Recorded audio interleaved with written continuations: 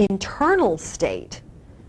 I may still be walking and talking like a relatively normal person because I'm a mess in here, but I'm living that way because I don't have any ability to resolve that anxiety. It is now systemic. It's literally, people talk about this all the time. I'm on my last nerve. Well, my last nerve is now gone. So physiologically, that is actually true. So that's what it does to people. We've all lived in those states where a one, when, last year? I don't remember my one, right? That's literally the state that it puts us in. Okay, Ruby, pick whichever ones you want, categories. Let's get some identity worksheet going. All right. So the two that I'm going to take is at home and at school. The identity worksheet is basically to assist the clients with the group to get to the level where are they now? I'm the one who what at home. I'm the one who what at school.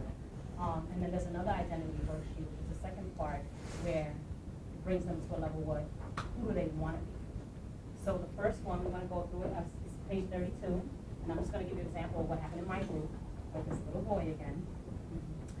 And I want to talk about what happens at home with him. At home, he's the one that always gets in trouble. Always gets in trouble. So I had him repeat it a couple of times.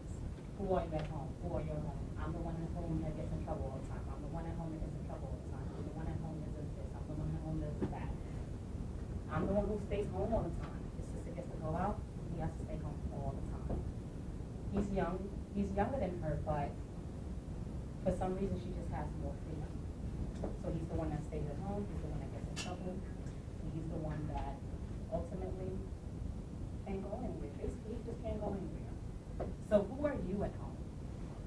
You're the one who what? For me, I'm the one who cleans. I'm the one who buys all the toiletries. If that's not refilled, nobody's going to do it. So who are you at home?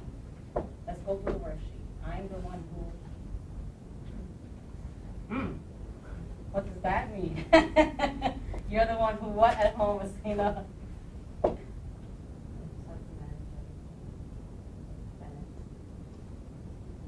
And that can be very stressful. Very stressful. Because what happens, bills are timely. So if you don't do it, the bills are late and all the little fees accrue. So very important. This worksheet helps you find out who you are at this specific place, home and at school. And for us, it'll be probably at work.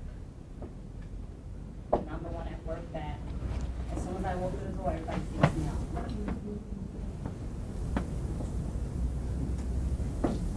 How many of us go through that on a daily basis?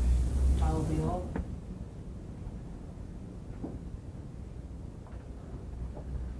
So let's talk about it. At home, you're the one who what? Add in thinks, feels, knows, not just all behavior. Add that in. The think, the feel, the know. So I'm the one who at home that feels what? I'm the one at home that thinks what? I'm the one at home that acts this way.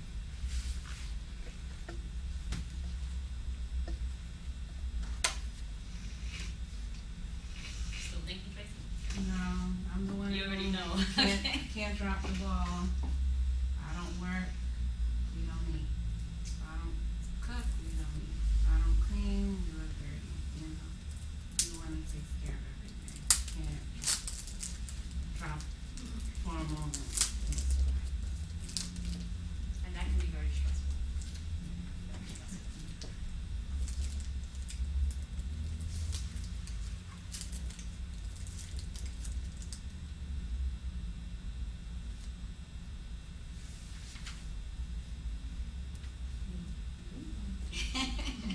I'm the one who, I should put the word feels ready to set and manage the activities of the kids. Who gets the groceries or gives the directions to make sure things are replenished. Who feels guilty because I don't feel like I'm doing it. It's funny because y'all doing it white, but he's making all little faces on the side. We're not even home together. same time, Really? almost, probably less than 5 hours a week. So you're gonna learn a lot out of this, Father, because you know what your wife goes through at home. Wow. Can be very stressful, right? And I'm gonna ask even that, I'm the one who often feels alone. Because by the time I come home, the kids are about to sleep, and he's out, and I don't really want a conversation with my nanny. Interesting. You might want to write some of this down. I've heard it. What about at let's deal with work instead of school. At work, you're the one who Feels like I need to do it all. Thinks that my job will be in jeopardy if I don't, and knows that eyes are always watching me. Yes. Kai. At home, you're For the at one who- home, I feel overwhelmed by my work. I actually, do my work at home. I feel like I don't have time for my boyfriend, and that includes affection. So I fear that I'm gonna lose him. As far as at school, a lot of things that Maura stated as well, is I'm the one who's always called in for emergencies. I feel like people don't, I think they forget that I have over 375 kids. And I don't want them to feel like I'm just in my office doing nothing. And some of the same things that she said, I have those same similarities. Like I'm working, the day's never ending. I feel like I don't have work-life balance at all.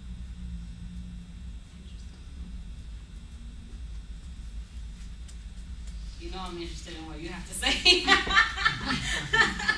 I just share with you. I'm the one at home, at least, who feels that I've got to kind of serve as a counselor, and who has to be strong at home. And at work, yeah, I won't get into it. Please do. I think I'm the one at work who's expected to be innovative and come up with creative ideas and to kind of just patch up whatever, fill the gaps and fill the holes. And in our community, there's a lot of those. So you have a stressful job. So. Slightly. Yeah.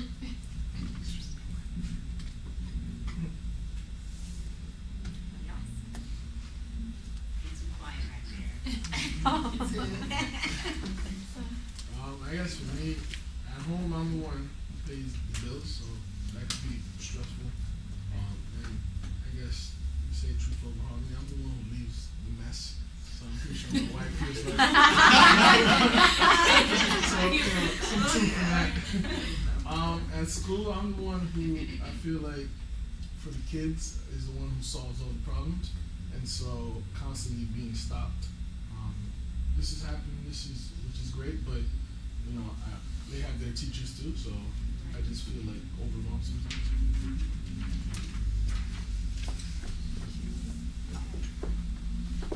Okay, now, we're going to jump to that second worksheet that Ruby was talking about, because just like, stay here, Ruby, just like level 10, level 5, level 1, go to that second worksheet. Ruby talked about that. I was the one who, I am the one who, I want to be the one who. Okay, at home, fill it out, 2 seconds. At home, the one you just filled out, look at it, okay? I am the one who. Second worksheet. Everybody's on the second worksheet? 35. Yeah, I was the one who, fill that in. I am the one who, put in what you just wrote. You can even skip the first one if you want to. I am at home, I am the one who. Use one of the things you just wrote down or talked about. I want to be the one who. Let's do some adaptive behavioral therapy here. You're aware. Listen to these. Demands urgency that you all described. Pressure demands urgency in your role. Some of your work and home sounded the same to me as I was hearing this. Okay? I want to be the one. Now please do not become Pollyanna or Mary Poppins on me. This is not feel-good therapy. We are real and very practical. What can you do? Not big, small. I want to be the one who, in regard to one of the things you just said.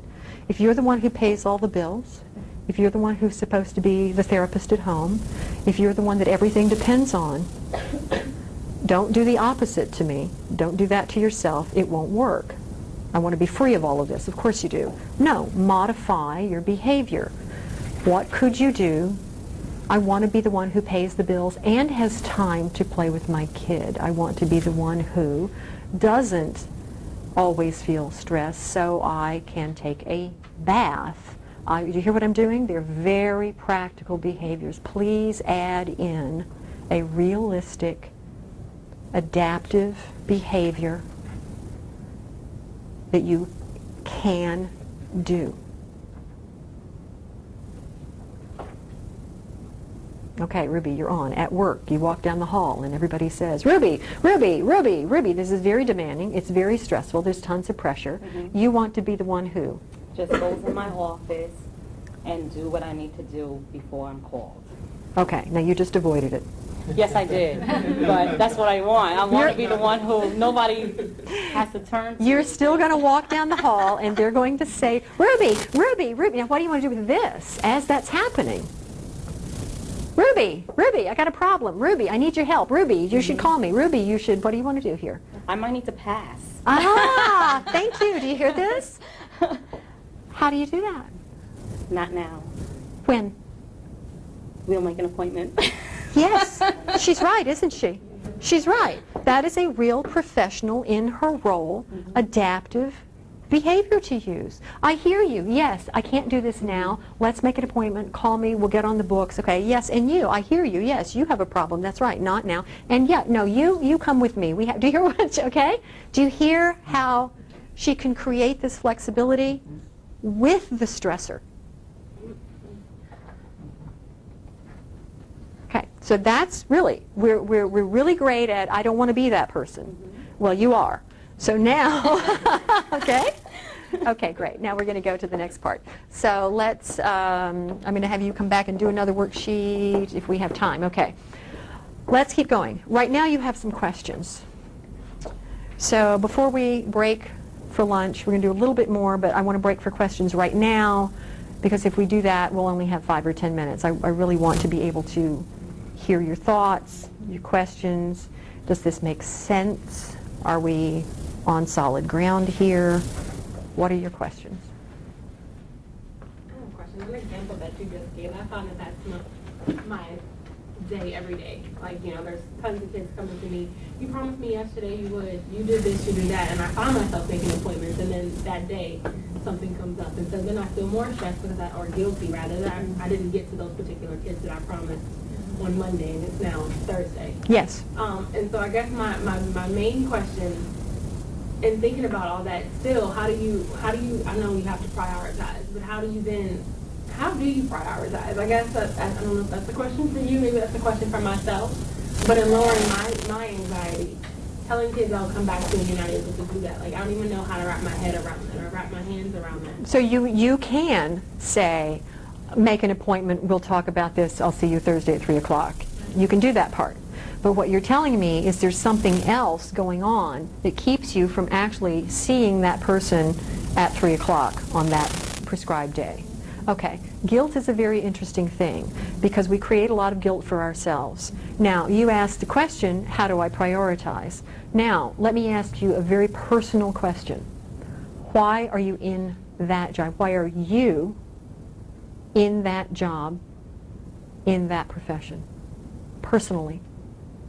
Personally, when I started out as a teacher, I saw that there was an overwhelming demand for my kids to have more support than they were being offered in the classroom. And I wanted to be able to help them in ways that I couldn't as a teacher. And so I decided to go into counseling. You decided to go into counseling to provide more support outside of the classroom for those kids. That's your priority. You already have it. She really got me. She got me. That's your priority. It is actually the real reason personally for you that you went into that profession to provide support for those kids outside of the classroom. Now that's beautiful because you didn't say 15 other things. You said that. All right? Personally, internally, there's your anchor. That's it. Now, that has to be good enough every day. Every day. Now, good enough for you is different than good enough for me. Good enough over here, over there might be I got to see 10 kids and stay till 7 o'clock. Good enough might be I can really only see 5 kids, or you know what, I need to start groups. Or good enough might be, but do you hear how that anchor is what's going to let you really evaluate good enough?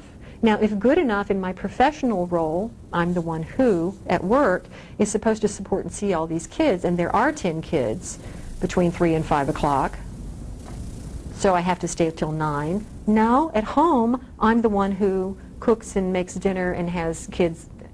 Do you hear how I'm the one who is driving a lot of this? But again, we're getting caught up in circumstances, in the environment, in the stories. It's very interesting, isn't it? Now, we just used a couple of tools. Good enough, right? And now, you were using passing, but there's no anchor to that. These are very personal. You heard, I said, I'm going to ask you a very personal question. That has to be your anchor. I can't tell you how to prioritize. But with that, and a couple of good tools with it, and some of the I'm the one who's, you can begin to map out, maybe, the behavior that is, and here we go, good enough. For me, for now, for here. Do you hear how it begins to apply? So again, that's why we go through this. I always have everybody read through the whole notebook first, always. It's our roadmap. So as we're doing what we're doing today, we're not just sequentially running through this so that you get to come back next week and we'll learn some tools. Really? No. I have somebody in front of me that needs to learn holding because they're at an 8 on their stress scale. And they're in this role at school or at home. I can pull that out of them pretty quickly without us even going through the notebook, and I can give them a tool to use. Now, when they come back, we're going to do a stress scale. We're going to do an identity worksheet, and we're going to play around with just 1 or 2 introductory tools. But my first response is to give them the mechanism, pieces and parts. Now, right now, not 6 months from now, not 5 sessions from now, now. Okay, so when you've got this notebook in your hands, you can use it in all kinds of different ways. But again, what we're doing right now is we're taking, because we all think, we live in situations. We live in those stories and the environment with the people, and of course we do. That's where our anxiety's coming from. So we don't focus on that. We keep coming back to the role, the tool, the stress level. And we create a little package just like that. Okay, any other questions? Yes? When you spoke of the anchor, can you give me another example of an anchor? I'm confused about what would like anchor someone, what would be the anchor for someone? Okay, we're going to have to get personal again because I cannot tell you. I can't tell you about you. I wonder, again, what situation is in your mind right now? What are you associating what we're talking about to? What are you feeling and thinking? What was one of your examples? Just taking care of everything at home. Taking care of everything at home. That's pretty big. That's pretty big, isn't it? Say it again? I'm a single parent. Yep. Support. Taking care of everything. Yep. Okay. Now, taking care of everything is not just a job. However you became or are or why or what a single parent, I don't care. That's where you are right now. Your kids are the focus of the role of parent. You can't be a good parent without having some 0s and 1s and 2s every day. Now, what are those for you at home with your kids? What are the 0s and 1s and 2s? Laughter. Mm-hmm. Good grades on tests. Yeah. What do you do to relax at home with the kids? Isn't this interesting? Okay, we just hit it, didn't we? We just found it. There it is. What do? I do everything. Okay, if you do everything, I'm going to use that same feeling. If I'm in charge of everything, I'm also in charge of relaxation. I'm also in charge of laughing. I'm also in charge of what we do to relax. I'm also in charge of what I need to do, maybe for 5 minutes over here, to get to my 0, 1, 2. I am in charge of everything. I want you to use the exact same phrase. But now I want you to integrate it and mix it. So it's got zeros and ones. And when you go home, yeah, you're in charge of the laughing also. Okay? Of the good for you, you got a great grade. Wow, that's great. High five, whatever. Oh, yeah, you want to do this, you want to do it now. That's a problem, and we need to this. And okay, but I got to cook, or I've got all that, right? But if I don't mix it, if I don't put the ones and twos in there for me and the zeros, they're not getting any of them either, are they? Not really. Not with me. Does this sound like an anchor? The mixture is the anchor? Yes. Yes. I am in charge of everything. Okay. That's the anchor. I am. That's not such a bad deal.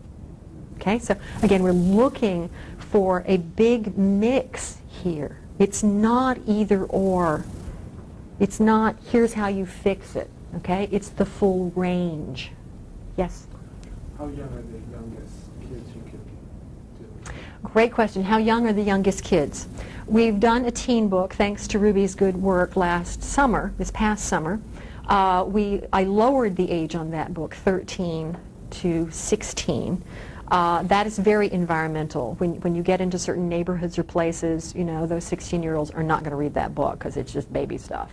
There are the 13-year-olds that they need a little, but that's the range. We are playing around now, actually, with teaching much younger kids, 6-year-olds. 6-year-olds can get a stress scale. Are you kidding me? Yeah. Come on. 1 to 10, where are you now? I'm at a 6. No, you're not. That's an 8. Right? Wouldn't that be nice at home, at school? Wouldn't that be great? You know, like, where are you now? I think I'm at a 1. Yeah, you still got to study for that test, but, you know, fine, right? We learn the language. So you can do this with little kids. You can talk to little kids. I'm the one who? Absolutely. The kindergarten kid can tell you I'm the one who. Right? I'm the one who, when I go home, I have to clean up my room and then I get my snack. Really? Yes, and no matter how hard, I have to... Really? You have to clean up your room? How do you have to clean? Do you hear what's happening here? I'm getting information, right? As a parent, as a counselor, as a teacher, okay? We're in the class. Who are you? Well, I'm the one who doesn't make very good grades. Oh, you are? Wow. Okay, let's talk about it, right? Do you see what that gives me? I'm the one who, okay? Stress scale, 1 to 10. Really easy stuff, okay? Holding. We have got in the teen book, and if you work with teens, I'm going to ask you to go buy the teen book because the language is really different, but your training is this book. This is the toolbox, okay? Teen book, we use the game of basketball, okay? Basketball, pivotal moment, right there in the game, right? You throw the ball at me, we actually throw the ball around the room. Stress, wow, what do I do? Game of basketball, I got to hold, right? Pivot, do I do that? Do I do this? What's happening around me? You see how beautiful this tool is? It's so simple, it's ridiculous, right? Teach that to an 8-year-old, teach that to a 10-year-old. Get that ball going around the room, okay? Hold, pass. Yeah, that's right. Complete communication. Okay, I'm standing here, he's over there, you're not on my team, you are, I could do this, I could do, wow, pivotal moment, beautiful, right? So we're taking this back down, and we're looking for people who are working with little kids, again, to start helping us translate to these different ages, because it's just in how you present it. Other questions? Yes? It's kind of a follow-up to Kai's question. Sometimes need and expectations necessitates that you don't just do kind of what you initially, you know, why you decided to do what you're doing. Mm-hmm. And I think that's part of the thing that causes at least for myself, has caused me quite a bit of stress. And I'm sure that will resonate with other people in this room as well. So what do you do in those situations? The situation where, say it again, where Well, I you know, chose to do this and what? I chose to This. do whatever it is that I'm doing. And? But certain needs and expectations and the environment that I'm working in now necessitates that I do something else. Or that I there do we more. are. Or not just more, but something different. Something else. I got Yeah. it. Okay, I got it. Great question. Great question.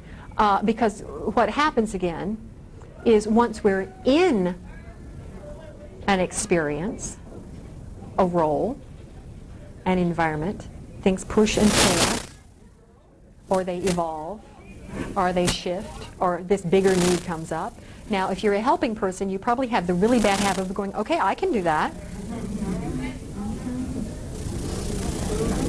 No, not at all. Sure. I'll just slot that right on into the 350 other things that I have. Who said they have 375 students? Who told me that? Okay, now here's the deal. Okay, that can lead us into what's called, what I call morphing. It's that very slippery thing that now I'm doing this and that's really not my anchor. This is not what I intended this to become. It has become this. Okay? Now that's very interesting. You have to look at your own anxiety that allowed you to morph over here. Now, a lot of people will go, but no, it wasn't me. It was a demand in the, yeah, it was. That's right. It was a demand that I adapted to. Deliberately, consciously, on the slippery slope. How did I get here is really the most important question. And is it my anxiety reaction to help everybody, or to say yes to everything, or be the strong person, or of course I'm incredibly creative, or whatever that might be? That's interesting, isn't it? Oh, I'm the one who can do anything, says yes, is the helper, is the, well, not universally, no, you can't. Now, there you go. Did my anxiety get me over here? Did some of my own interpretation of myself get me over here? How did I get here? Now and only now can I, again, now I'm in that pivotal moment. It turns out I'm the one who, I'm going to be the one. I get over here. Huh? Okay, now, again, it makes sense. Remember, that's our first step. That makes sense. I know how I got here. Now and only now can I find a way back to my original anchor.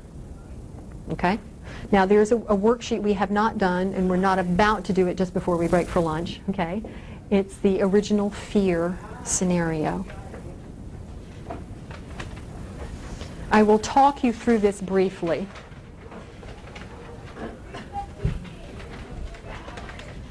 Again, this is very stripped down, deceptively simple.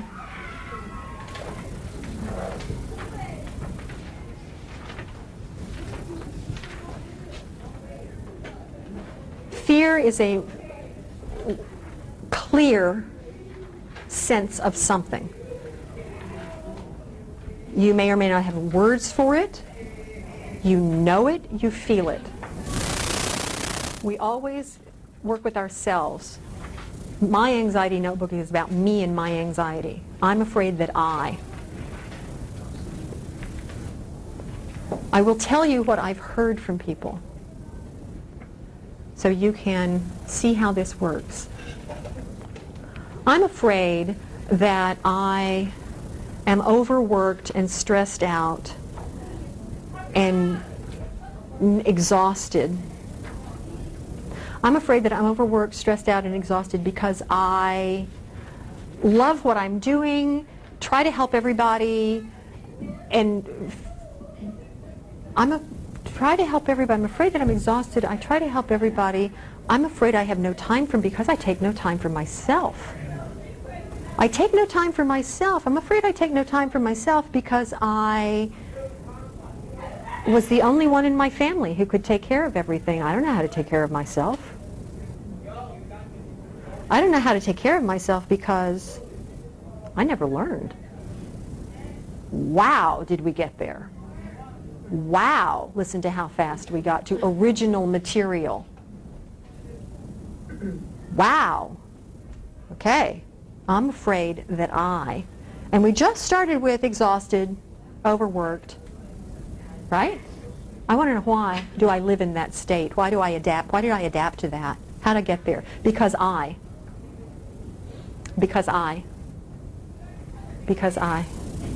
Now, I've had people get down 3 or 4 of these. That's usually all it takes, by the way, which is really fascinating. Add one more because I on there. Whoa, okay? It's really, I'm always shocked. I'm like, okay, wow, that took 2. Okay. All right, let's add another one just for fun. Let's see if we can go back to age 2 or wherever you are. I've had people literally say, because I walked down the street with my mother and she was crazy.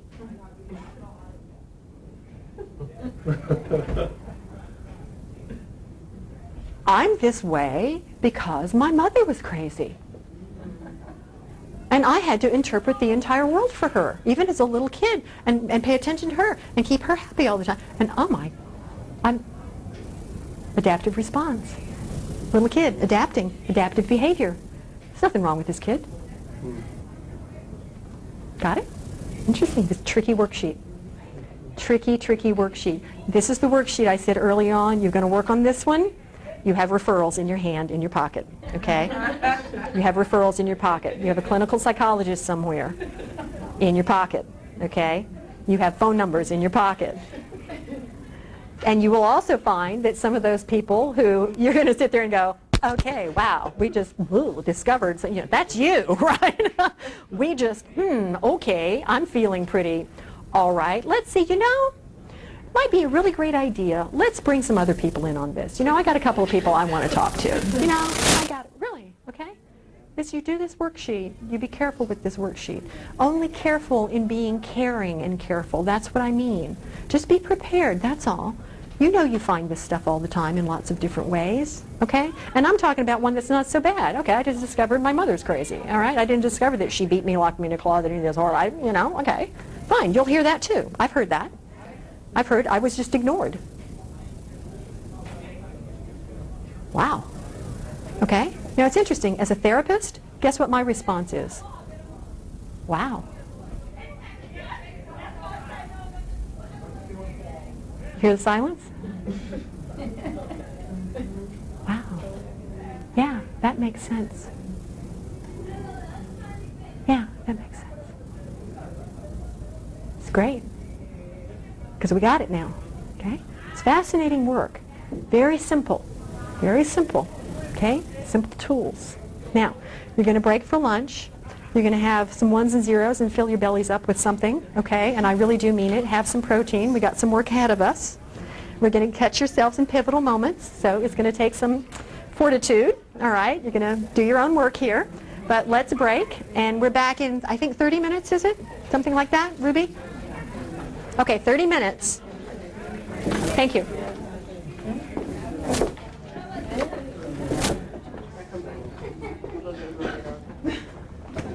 All right.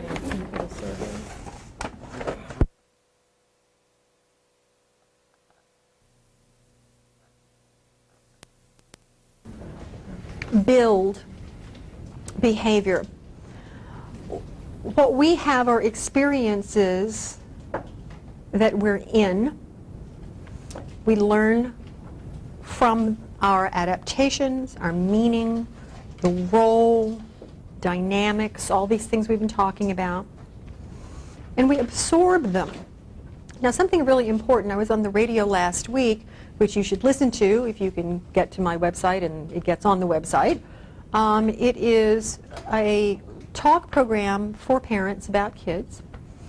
And what I felt I really needed to give these parents information about was the physiological state of their child's brain, because it says a lot. You remember those dendrites we were playing around with a little while ago? Okay. Well, dendrites are part of this kind of electronic, let's call it cabling, wiring stuff that we have in our brain, which is actually that. There's a great amount of electronic stuff going on. And what we have running through these walls, in your brain and mine, are like wires, and impulses and messages and things get sent through that system. when we are born, we have too much of that, believe it or not. It's like a spaghetti. You throw too much spaghetti in the pot, it's kind of weird all of a sudden. So we have too much, and they actually die back because we don't need that many of them. So they begin to specialize, and these kind of networks and highways and certain messages and things all begin to take shape. And what we have is, over time, there is a covering on them. Oh, I would pick up a pen. It won't do it. Okay. If you take your pen apart, this plastic comes off. Okay? If we look at the wires and the cables in the wall, there's a plastic coating around them. They're bundled in there. Okay? In our brain, that's called myelination. So this is myelination. Now, you know what that does. It keeps the electrical current, the message going effectively and efficiently. It's not losing power because it has this covering on it. So it's helping it be efficient. In our brains, we don't have all of our myelination until we are 21 years old. Not 12, not 18, 21. Amazing. So now think about teenagers. Think about little kids. All kinds of stuff happening in there that doesn't have this protective, directive, efficiency that's helping it move through. So when we realize that, again, we have to become good mechanics and understand that we're absorbing experiences, our environment, the people, our own body reactions, thoughts, feelings, physicality. All of this is coming in as information. And more than information, it's reacting, all right? And we're thinking, feeling, acting, being, and we create assumptions, recipes. Now this is where good old Aaron Beck and cognitive behavior got some things really right. We have behavioral recipes. We do. Okay? Of course, we're much more efficient and effective that way. Now, those behavioral recipes become assumptions. Most people don't go to the grocery store or post office and start singing. They don't. Now, if they did, it might not be so bad. If they were a good singer, it might be okay. Or maybe it was planned, or there's a little sign that says, oh, this is an event. Or, we would go, oh, that's kind of nice. Odd, but okay. So that's not post office or grocery store behavior. Normally, you stand in line, or you get your card, or we all know the behavioral recipe. Okay. So we have an assumption. Of course we do. It goes like this. This is what happens. This is what I do, and here's the outcome. I get my package or my Christmas gifts or whatever the heck is happening at the post office, and I leave with them, right? Or I get my groceries and I make choices and go to the checkout stand, and okay. So these are behavioral assumptions of others. Assumptions of others, assumptions of situations, assumptions of environments. We have assumptions of people. And we have a self-expectation that's built into and from that. All right? I'm not going to get up and sing in the grocery store, most likely. I'm going to get my cart, get my groceries, do what I do. And there's an outcome. So if you look at page 41, we have basic assumptions which are learned from watching and listening to scenarios played out in our home, culture, neighborhood, and we assume these scenarios to be how people are and what people do. Now imagine being a little kid. This is the way the world is because it's my world. All right? And so, of course, my brain is doing what it's supposed to do. It's making those behavioral recipes and scenarios. I'm creating assumptions. I'm creating assumptions about people as well, okay? They're always upset. Therefore, I try to calm them down or make jokes or, rub their feet or, something like that, and the outcome is everybody's okay. Or they're always telling me what to do. Therefore, I must not know what to do very well or must not be able to think very well. I might kind of be a little bit stupid, I don't know, but they all seem to, my teachers and my parents and my rabbi and my brother and they tell me what to do. Therefore, I do what they tell me because and the outcome is I probably don't really know what to do most of the time. Interesting, huh? We get all these very early on. We get them every day. They're very either blatant or they're very bland. Again, remember that everyday chronic stressor I was talking about? This is just learning. This is just the way my world is, okay? Assumptions. Self-expectation and outcome. Now, the basic self-expectation is the prediction that this is the way it goes and then I do this. How many people in here are in relationships? Come on, everybody's in a relationship of some kind. Come on. I don't mean that kind. I mean a relationship. Everybody's in. I don't care if it's your parent. I don't care if it's your brother. I don't care who. Come on. Everybody in the room is thank you. Everybody's in.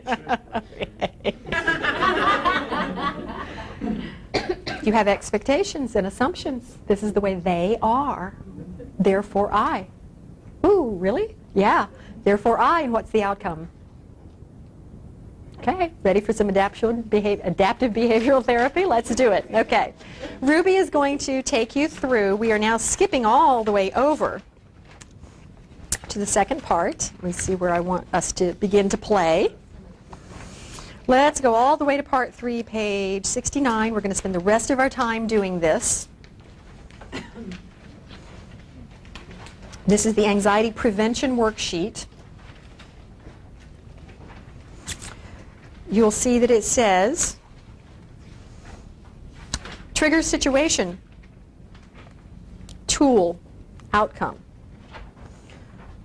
So trigger situation is going to be based on what you've been talking about. I want you to also compare this to page 52.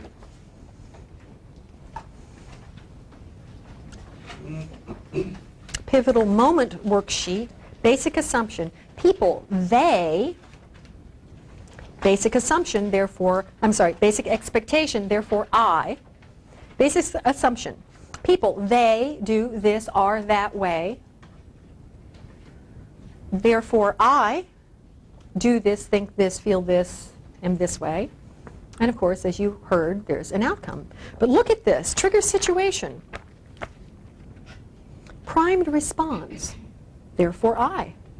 I get angry, or I'm sad, or I'm hurt, or I punch a hole in the wall, or I withdraw, or I drink too much, or I behavior, right? Right, okay. Pivotal moment, stop, wait, stop, wait. Reevaluation. I do take care of everything. I am angry. I am here to take care of other people. Okay, whatever it is. I am hurt. Okay? New outcome. Trigger situation, primed response, pivotal moment. This is my interruption. My interruption from all those beautiful signals that we talked about. My body is doing this. I've bitten all my fingernails off.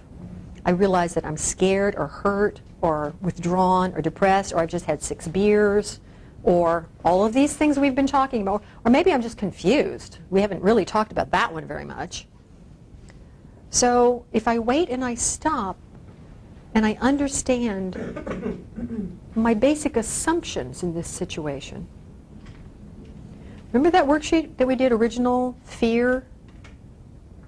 Wow, there's a lot of basic assumptions that are going to come out of that. Really interesting.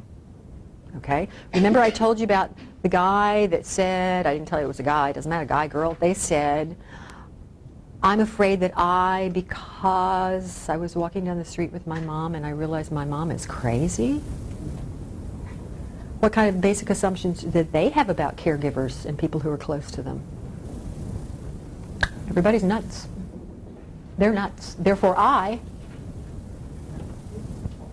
either I'm nuts too, or I try not to be, or I try to fix them, or I'm angry, or I'm confused, or I only look for people who aren't nuts, you hear all this? It's interesting, isn't it? Now, the outcome of all of that could be pretty tricky. Pretty tricky. Okay? Interesting. So, you're going to now break off into groups, small groups, maybe just 2 groups. Let's give you 2 groups, okay? We're going to do 2 things. Ruby is going to help you, and I'm going to help you. We're going to be group leaders. We're going to help you go through this, but what we're going to do is we're going to throw some tools in there. That's why I had you go to this other worksheet, page 69. Because if I now have a trigger situation based on some assumptions and self-expectations, well, that's going to be a trigger situation, all right? Let's say that now I am a grown-up and my mother was nuts, and those are my assumptions about the majority of the population. You know, really, I don't talk about it much. I really don't, not very even, maybe even conscious of it, but I expect people to be a little crazy, nuts, and or if they are,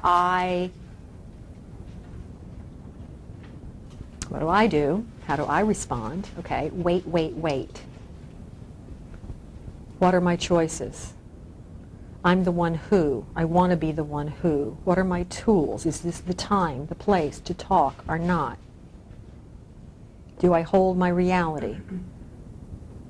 Do I pass? What would be good enough here? Do you hear all these tools coming into place here? It's interesting. Now, you've just heard all of these today, but I promise you, after 6 weeks of being in a group and doing these worksheets, people get really good at this really fast because I get it and it works. So we start to play, and we play, wow, wait a minute, what am I doing? I'm at a 6. Wow, I'm afraid because, oh yeah, absolutely, oh, I think they, therefore, oh, right, okay, hold it, wait. Got it? Interesting, isn't it? Those are our building blocks. So the first part of the book gives us the building blocks. They're very individual. It's the first thing I say to people who want to start working with me. They say, oh, you have a method. No, there's a structure, and I'm so glad. And I went, yep, but it's all you. It's all highly individual. So sure, it's a recipe, absolutely, but your part isn't. So we're going to split off into 2 groups. We're going to go through trigger situation. You're going to have to think about being at a 6 or a 7 somewhere in the last day or 2 or week. I want you to use a real event. We're going to walk you through, let you write down your assumptions, basic assumptions back here. Then we're going to take you through trigger situation, primed response. Okay? Wait. Now we're going to ask you which tools you want to throw in there. What could a different outcome possibly be? Now, I will tell you, this is very similar to what cognitive behavioral therapy has people do, except for one thing. I'm giving you your real cause, your original adaptive behavior. I'm not telling you you're not thinking correctly. I'm not telling you there's something wrong with you. I'm not giving you a diagnosis. All faculty, we are meeting in the Lions Den to start our meeting shortly. So we're not just concentrating on thinking and scenarios. We're also blatantly saying, here's some tools. Here they are. Give them a try right now. We're also saying this is not, again, any kind of process that isn't normal.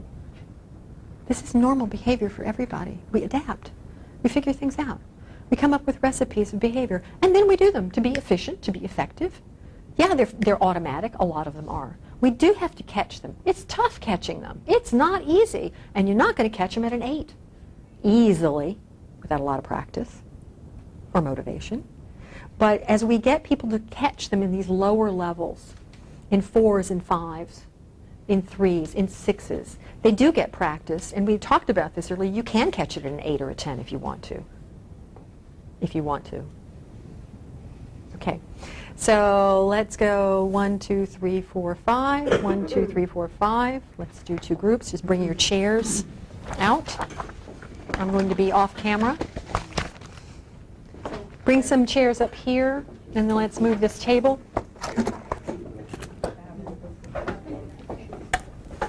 We need 5 chairs up here.